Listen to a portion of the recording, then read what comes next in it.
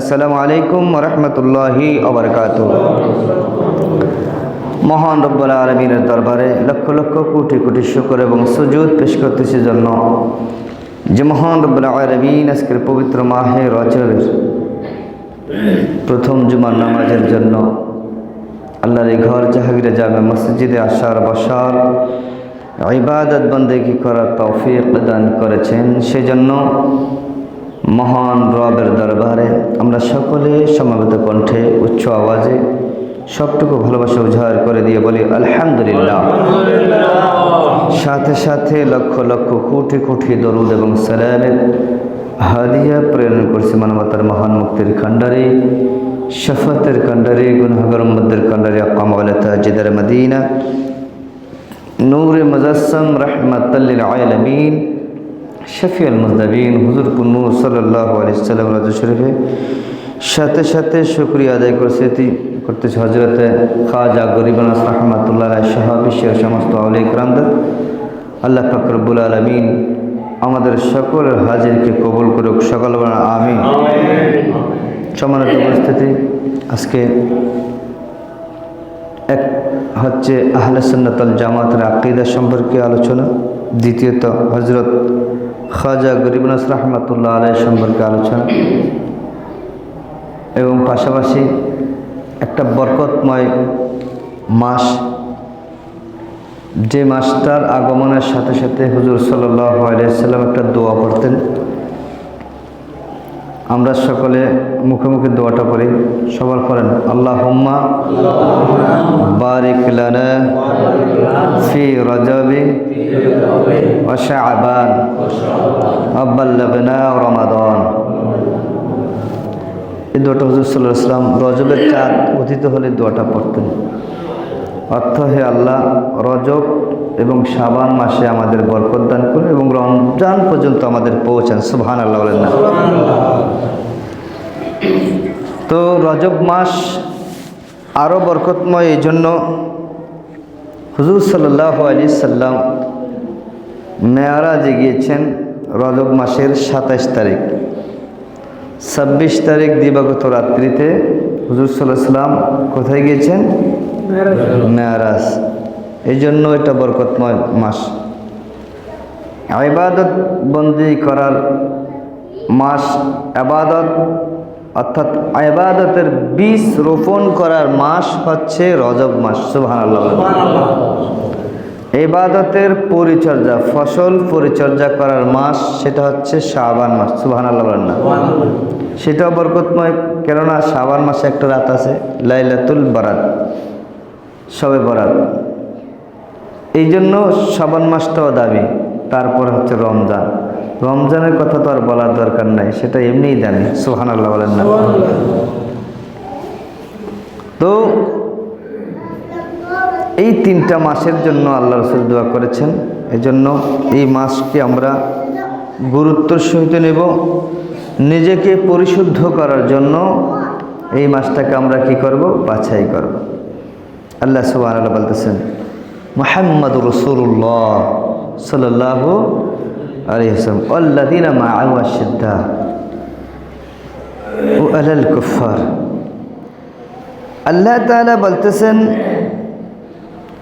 মুহাম্মাদুর রাসূলুল্লাহ সাল্লাল্লাহু আলাইহি ওয়াসাল্লাম এবং তার সাথে যারা আছেন তারা হচ্ছেন কাফেরদের বিরুদ্ধে কঠোর।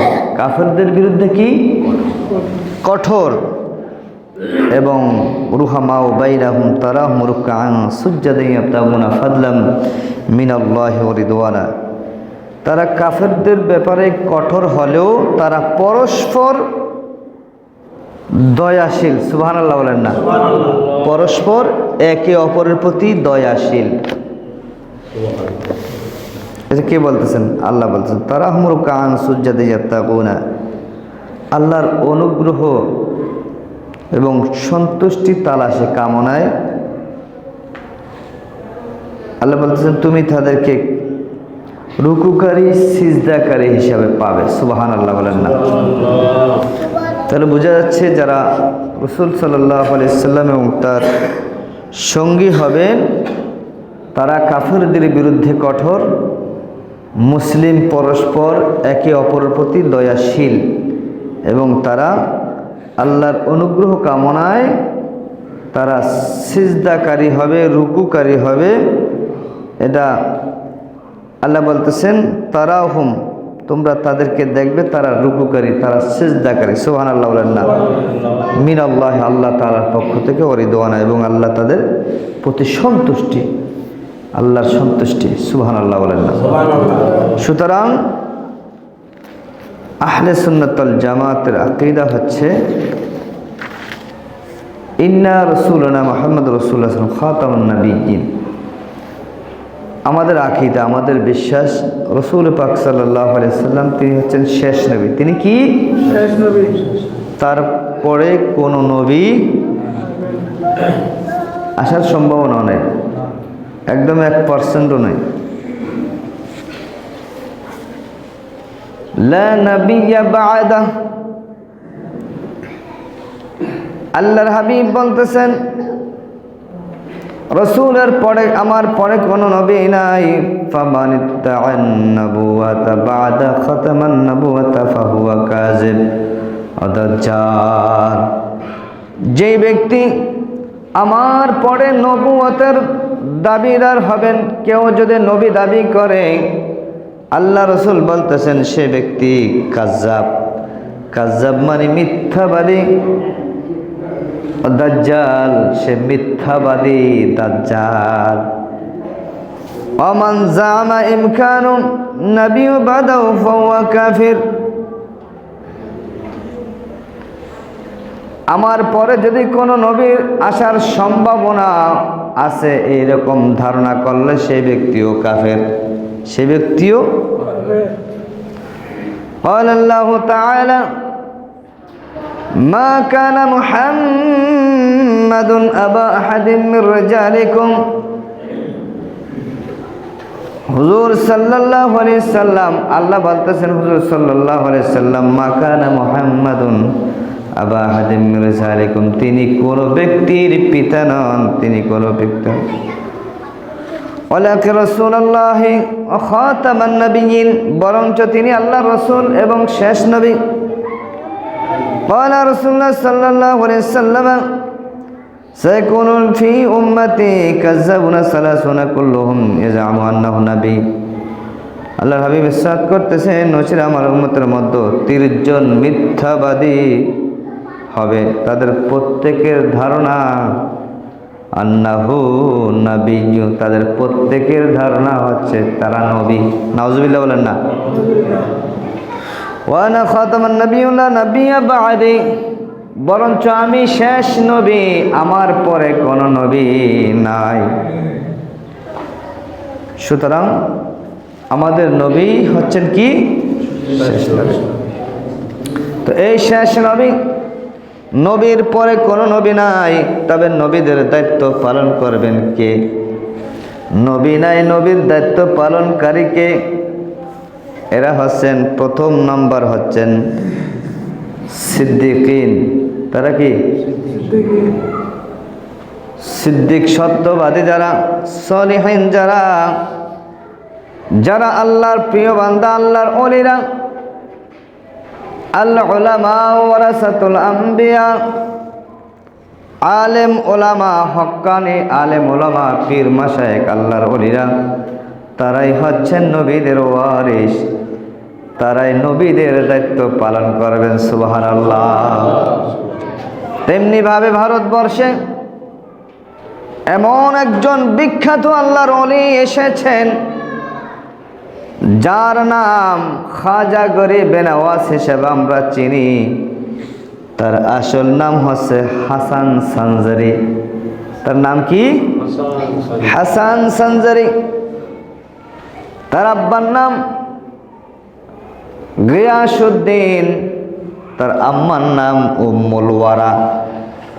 আম্মার নাম 15 বছর বয়সে তার বাবা ইন্তেকাল করেছেন। তিনি এতিম, বাবা মা এতিম, সন্তান রেখে গেছেন।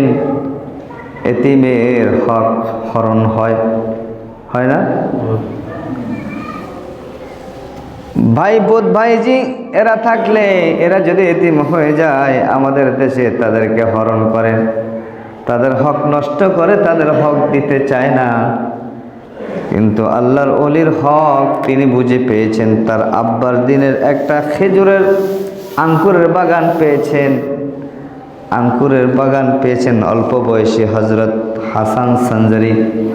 হাসান সঞ্জারি, সঞ্জার নামক গ্রামে উনি জন্মগ্রহণ করেছেন, এই জন্য ওনাকে হাসান সঞ্জারি ডাকা হতো।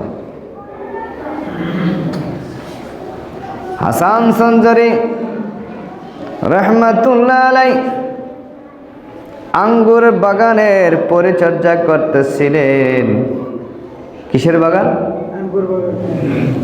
বাবের যে তরকা পেয়েছে ওয়ারিশ হিসাবে, ওই বাগান উনি পরিচর্যা করতেছিলেন। তো একদিন এক বৃদ্ধ লোক এসে বলতেছেন, রৌদ্রের প্রচণ্ড রৌদ্র, গরমকাল, গ্রীষ্মকাল ছিল, তিনি বাগানে ঢুকেছেন, ঢুকে উনি হাঁপাচ্ছেন, গরম এবং পানির তৃষ্ণায় হাঁপাচ্ছেন। ওই মুহূর্তে বলতেছেন, বাবা এই জঙ্গলের মধ্যে, এই বাগানের মধ্যে তোমাকে একা দেখা যাচ্ছে, তুমি কি আমাকে একটু পানি পান করাতে পারো? হযরত হাসান সঞ্জারি বলতেছেন, এখানে পানির কোনো ব্যবস্থা নাই, তবে আমি ব্যবস্থা করতে পারি, আপনি একটু অপেক্ষা করেন।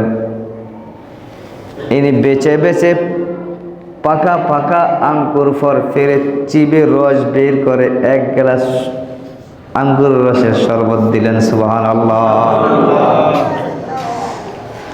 এটা দেওয়ার পরে ওই বৃদ্ধ লোকটি মন ভরে তার তৃষ্ণা নিবারণ করেছেন, তার তৃষ্ণা দূর করেছেন। খাওয়ার পরে উনি বলতেছেন, দোয়া করলেন, মাশাআল্লাহ, সুবহানাল্লাহ। উনি বলতেছেন, বাবা একটু বসো, তুমি যখন আমাকে মেহমানদারি করিয়েছো, তোমার জন্য কিছু হাদিয়া দেই। সুবহানাল্লাহ বলেন না? হাদিয়া হিসাবে ওনার ঘাটটির মধ্যে, ফোটলার মধ্যে রুটি ছিল, একটা রুটি উনি চাবাচ্ছেন। কি করতেছেন? চাবায়া চাবায়া বলতেছেন, হা করো। মুখ থেকে বের করে হাসান সঞ্জারিকে খাওয়াই দিলেন। ওই রুটি খাওয়ার পরে ওনার ভিতরে এমন একটা প্রেমের ঢেউ উঠে গেল, ওনার আর এই বাগান ভালো লাগে না। উনি ওই রুটি খাওয়ার পরে পরবর্তী দেখতেছে বৃদ্ধ লোকটা আর নাই। সুবহানাল্লাহ বলেন না? ফয়েজ ও বরকত দেওয়ার জন্য ওনাকে চাবানো রুটি খাওয়ানো হয়েছে, ওই রুটির বরকতে ওনার ভিতরে পরিবর্তন হয়ে গেছে। উনি বলতেছেন, না, বাগানে কাজ করার দরকার নাই, আমার এলম শিখতে হবে।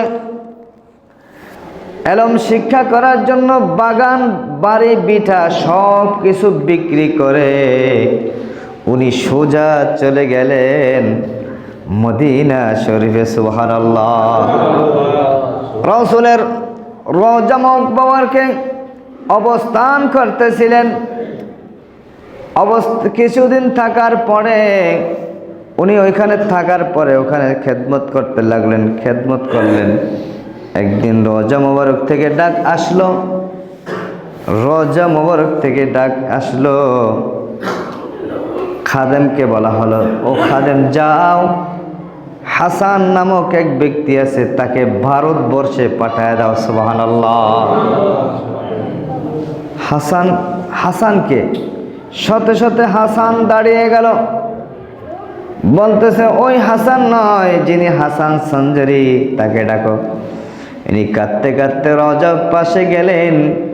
খাদেম বলতেছে, আপনাকে ভারতবর্ষের আজমির যেতে হবে। সুবহানাল্লাহ। আজমির কোথায় আমি তো চিনি না, রাস্তা কোথায়, কিভাবে যাব, কিছুই তার জানা নাই। এটা বলে কাঁদতে কাঁদতে তন্দ্রা অবস্থায় হয়ে গেল। হুজুর সাল্লাল্লাহু আলাইহি সাল্লাম তাকে স্বপ্নের মাধ্যমে দেখা দিলেন। দেখা দিয়ে বলতেছে, ও হাসান সানজারি, চোখ বন্ধ করো। পুরা ভারতবর্ষের যাওয়ার ম্যাপ উনি চোখের মধ্যে দিয়ে দিলেন। সুবহানাল্লাহ। ওনার চোখে ভেসে উঠল ভারতবর্ষের আজমির যাওয়ার ম্যাপ, রাস্তা, সব কিছু। সেখান থেকে চলে আসলেন আজমিরে। অনেক লম্বা ঘটনা, আমি সংক্ষেপে করতেছি, আপনারা অনেকেই জানেন। খাজা করিম আসার পথে অনেক আউলিয়া আল্লাহর মাজার জিয়ারত করেছেন, সেখানে থাকছেন। শেষমেশ আজমির শরীফ যখন অবস্থান নিলেন আনা সাগরের পাশে, আনা সাগরের পাশে অবস্থান নিলেন। সেখান থেকে তিনি যখন সেখানে অবস্থান নিলেন, তখন পৃথ্বীরাজ জালিম বাদশা ছিল। নাম কি? পৃথ্বীরাজ। এই পৃথ্বীরাজ তার সৈন্যবাহিনী, তার লোকজন দেখতেছে খাজা গরিব ওস্তাদ সাথীদেরকে নিয়ে বসেছেন। বলছে, এই পাগলা বেটা, এখান থেকে সরেন, এখান থেকে সরে যাও। এখানে আমাদের বাদশার উট, গরু, ছাগল এগুলো রাখার জায়গা, তারা এখানে অবস্থান করবে, কোনো ব্যক্তি এখানে থাকতে পারবে না। খাজা করিম বলতেছেন, ঠিক আছে থাকো, ঠিক আছে, এরাই এখানে শুয়ে থাক, আর কারো থাকার দরকার নাই। তিনি চলে আসলেন। পরের দিন সকালে যখন রাখাল উট, গরু, ছাগল, ভেড়া যখন আনার জন্য গেল, দেখতেছে একটাও দাঁড়াইতেছে না, শুয়ে রয়েছে। সুবহানাল্লাহ বলেন না। পৃথ্বীরাজ সে বলল, কি ব্যাপার হুজুর, অবস্থা তো খারাপ। যেখানে ওই মুসলিম সন্ন্যাসী, তারা সন্ন্যাসী বললো আর কি, সন্ন্যাসী ওখানে অবস্থান নিল, ওই জায়গার উটগুলো আর উঠতেছে না, উট, গরু, ছাগল এগুলো পশুগুলো উঠতেছে না। তাড়াতাড়ি যাও, তার কাছে মাপ চেয়ে আসো। সুবহানাল্লাহ বলেন না। উনি আসলেন, মাপ চাইলেন, উট, গরু, ছাগল, পশুগুলো দাঁড়িয়ে গেল। সুবহানাল্লাহ বলেন। খাজা গরিব নওয়াজের এই অলৌকিক কারামত দেখে শত শত লোক ইসলামের পথে আসলেন। সুবহানাল্লাহ বলেন। এরপরে জয়ফাল নামক, অজয়ফাল নামক এক ব্যক্তি, ওই ভারতবর্ষের বিশিষ্ট জাদুকর ছিল। মুসলিম ব্যক্তিকে দৌড়ানোর জন্য ওই জাদুকর যখন আসলো, তাকে দৌড়ানোর জন্য, সে আকাশের উপরে উঠতেছে। খাজা গরিব নওয়াজ রহমাতুল্লাহ আলাইহি এটা দেখে তার পায়ের খরম, আগে কি ছিল? খরম ছিল। এই খরম নিক্ষেপ করেছেন, খরমে তাকে পিটাইতে পিটাইতে জমিন নামিয়ে দিয়েছে। সুবহানাল্লাহ বলেন না। খাজা গরিব নওয়াজ রহমাতুল্লাহ আলাইহি এই কাণ্ড দেখে পৃথ্বীরাজ অতিষ্ঠ হয়ে গেছে, তাকে দৌড়ানোর ব্যবস্থা কেমনে করা যায়। পাশে ছিল আনা সাগর, ওই সাগরে সৈন্যবাহিনী লাগিয়ে দিল। যেমনিভাবে কারবালার প্রান্তরে ফোরাত নদীর চতুর্দিকে পাপিষ্ঠ এজিদ বাহিনী ঘেরাও করেছে ইমাম হোসাইন রাদিয়াল্লাহু তাআলা আনহুকে পানি না দেওয়ার জন্য, ঠিক তেমনি ভাবে আনা সাগরের চতুর্দিকে সৈন্যবাহিনী লাগিয়ে দিল। এই মুসলিম ব্যক্তি যাতে তিনি সহ তার সৈন্যবাহিনী, তার সহচর্য, তার সাথীরা যাতে এই আনা সাগর ব্যবহার করতে না পারে। নাউজুবিল্লাহ বলেন না। উযু গোসল কিছু করার জন্য তাদেরকে দেয় নাই। শেষমেশ হযরত কুতুবউদ্দিন বখতিয়ার কাকি রহমাতুল্লাহ আলাইহি তাকে বললেন, বাবা যাও। কোথায় যাব হুজুর? যাও, একটু করে একটা লোটা দিয়েছেন, একটা বদনা হচ্ছে, এক লোটা পানি নিয়ে আসো। পানি আনার জন্য যখন গেছে, সৈন্যরা বলতেছে না পানি দেওয়া যাবে না, বলতেছে এক লোটা দাও। বলছে না, বাদশার বারণ আছে, নিষেধ আছে। আরেকজন সৈন্য বলতেছেন 1 লোটা দিলে কি হবে, আর সমস্যা নেই, 1 লোটা দিয়ে দাও। সুবহানাল্লাহ বলেন না, 1 লোটা দিয়ে দাও। লোটা যখন ধরেছে, ওই আনা সাগরের সমস্ত পানি লোটার মধ্যে চলে আসলো। সুবহানাল্লাহ বলেন না, পানি সবগুলো কোথায় আসলো? লোটার মধ্যে। কল্পনা করা যায়? আমরা একটা কুয়োর পানি লোটা না, আমরা বড় ড্রাম আনলেও তো সেখানে ভরতে পারবো না। আমাদের আর সম্ভব? কথা বলেন, সম্ভব? আল্লাহর ওলিদের ধারা এগুলো কি সম্ভব। এখন আল্লাহর ওলিরা যে এগুলো দেখিয়েছেন, আল্লাহর ওলিরা সহজে তাদের কারামত প্রকাশ করতে চায় না, এটা আল্লাহর তরফ থেকে হয়ে থাকে, আল্লাহর তরফ থেকে সাহায্য এটা। সুতরাং হযরত খাজা গরিব নওয়াজ রহমতুল্লাহ আলাইহি তার মাজারের নিচে নাকি রাম মন্দির আছে। নাউজুবিল্লাহ বলেন না, আরো জোরে বলেন না। এটা কি বুঝাইতে চেয়েছে? বাবরি মসজিদ ভেঙেছে, রাম মন্দির আছে বলে।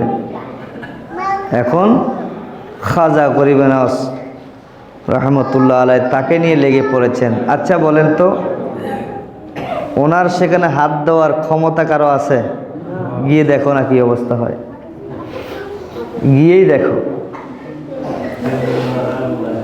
ইনি এমন একজন ওলি যাকে বলা হয় আতা-ই রসুল। আতা-ই রসুল মানে রসুল প্রদত্ত। রসুল সাল্লাল্লাহু আলাইহি ওয়াসাল্লাম যাকে স্পেশাল হিসেবে পাঠিয়েছেন। সুবহানাল্লাহ বলেন না। তো রসুলের যিনি স্পেশাল ফোর্স, তাকে দমন করা, ধ্বংস করা, এটা কি সম্ভব? এই জন্য আল্লাহর ওলিরা এরা হচ্ছে জীবিত। আল্লাহর ওলিরা কি বিশ্বাস হয় না? ওয়ালা তাকুলু লিমান ইউকতালু ফি সাবিলিল্লাহি আমওয়াত, তোমরা তাদেরকে মৃত বলিও না যারা আল্লাহর রাস্তায় চলে গিয়েছেন। সুবহানাল্লাহ বলেন না। এরা কি আল্লাহর রাস্তায় ছিল না? কথা বলেন, ছিল না? বাল আহইয়াউন ওয়ালাকিন লা তাশউরুন, বরঞ্চ তারা জীবিত, তোমরা সেটা বুঝো না। এটা কোরআনের কথা, সূরা বাকারা। আল্লাহর ওলিরা জীবিত, আল্লাহর হক্কানি রব্বানি ওলিরা। আবার দেখিয়েন, অনেক বন্ডর মাজার বাংলাদেশে আছে, আছে না নাই? যদি বলেন আছে না নাই? আছে। আল্লাহর ওলিদের সাথে বেয়াদবি করলে, এদের সাথে বেয়াদবি করলে পার পাওয়া যায় না। যেগুলো ভণ্ড আছে আমরা সেগুলোর বিরুদ্ধে, বন্ডের বিরুদ্ধে আমরা বন্ডের পক্ষে। সুতরাং এদের সাথে যদি কেউ বেয়াদবি করে, মান আদা লি ওয়ালিয়ান, যে ওলির সাথে দুশমন করে, ফাকাদ আযানতু বিল হারব, আল্লাহ তাদের বিরুদ্ধে যুদ্ধ ঘোষণা করেছেন। কাদের বিরুদ্ধে? যারা ওলিদের সাথে দুশমনি করবে। সুতরাং খাজা গরিব নওয়াজ রহমতুল্লাহ আলাইহি তার এই যে আনা সাগরের সমস্ত পানি লোটার মধ্যে যখন নিয়ে আসলো, চতুর্দিকে আওয়াজ পড়ে গেল, আনা সাগর শুকিয়ে গেছে, আনা সাগরের পানি কোথায়? সুবহানাল্লাহ। পৃথ্বীরাজ এটা শোনার পরে শেষমেশ তার কাছে মাপ চাওয়ার জন্য তার কাছে আসলো। যখন ক্ষমা চাইলো, তিনি ক্ষমা করে দিলেন।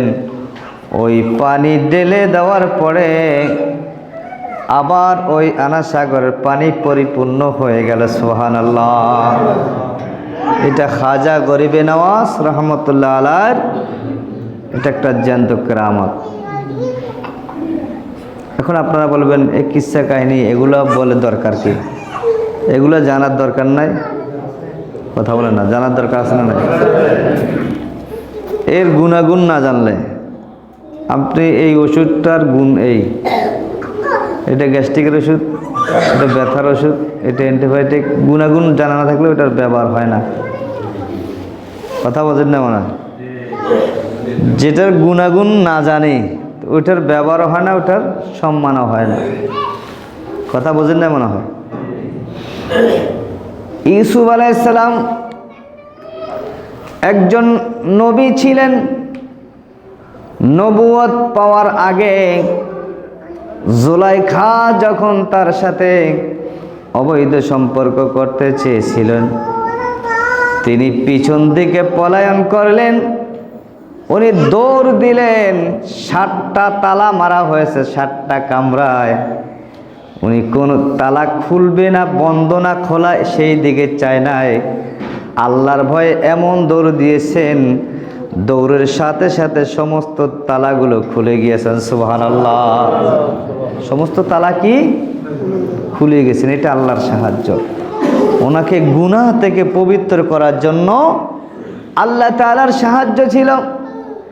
এই কথা যখন মিশরের সমস্ত লোকে জানাজানি হয়ে গেল, সকলে বলা বলি করতে লাগলো, সি জুলেখা একজন গোলামের সাথে, একজন, কথা বোঝেন না মনে হয়, একজন গোলাম।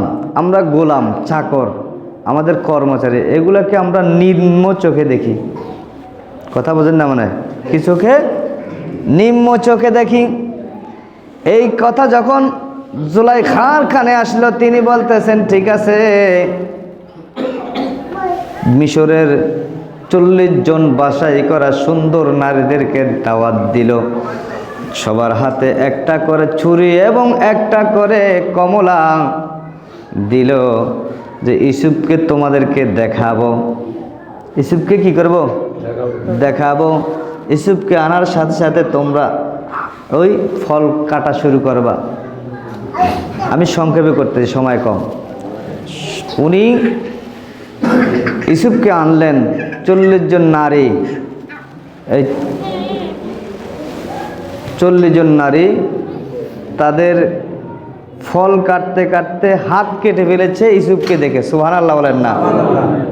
তারা বলতেছেন, মাশ হাশাইল্লাহ, আল্লাহু আকবার বলেন। তারা বলছে, এটা কি? এটা কি ধরনের মানুষ? এ তো মানুষ নয়, এ ফেরেশতা। মানুষ হতে পারে না, এত সুন্দর মানুষ হতে পারে না, এ ফেরেশতা। সুবহানাল্লাহ বলেন না? দেখার আগে বলেছিল একজন গোলাম, যখন দেখে নেয় তখন কি ছিল? গোলাম। আর যখন দেখেছে তখন বলতেছে, গোলামও নয়, মানুষও নয়, ইনি ফেরেশতার ছাড়া আর কিছু নয়। সুবহানাল্লাহ। দেখা এবং না দেখার পার্থক্য। খাজা গরিবে নওয়াজ সম্পর্কে আমরা জানি না, না জানার কারণে খারাপ মন্তব্য করতে পারি। যখন তার সম্পর্কে আমরা জানবো, তখন একটা ভালোবাসা অন্তরের জন্মাবে। ঠিক কিনা বলেন না? এই জন্য দেখা না দেখা, জানা না জানা, না জানার কারণে অনেক ব্যক্তিকে সম্মান করা হয় না। আচ্ছা বলেন, আমাদের বড় হযরত কেবলা যদি এখানে আসে, কেউ যদি না চিনে, ওনাকে কেউ সালামও দিবে না। কি বলেন? সালাম দিবে? সালামও দিবে না। যখন ওনার সম্পর্কে জানবে তখন সালাম না, তাজিম করতে শুরু করে। সুবহানাল্লাহ বলেন না? এই জন্য জানা না জানার পার্থক্যটা হচ্ছে এই। সুতরাং হযরত খাজা গরিব নওয়াজ রহমাতুল্লাহ আলাই, ইনি হচ্ছেন আল্লাহর মহান ওলি, ভারতবর্ষের চিশতিয়া তরিকার যিনি প্রচার করেছেন। এই জন্য বলতেছেন, মাহে রজব মে খাজা কা মেলা आज भी है और कल भी रहेगा, नामे मुबारक लब पर खाजा पिया का आज भी है और कल भी रहेगा। সুবহানাল্লাহ বলেন না? শুধু উরস পালন করতে হবে না, উনি যেভাবে চলেছেন ওইভাবেও আমাদেরকে কী করতে হবে? ওনাকে ফলো করতে হবে। উনি যেভাবে নামাজ পড়েছেন, আল্লাহর ইবাদত বন্দি করেছেন, কামালিয়াত অর্জন করেছেন, আমাদের ওনাকে অবশ্যই অনুসরণ করতে হবে। আল্লাহ পাক রব্বুল আলামিন আমাদেরকে কবুল করুক। সকলে বলেন আমিন।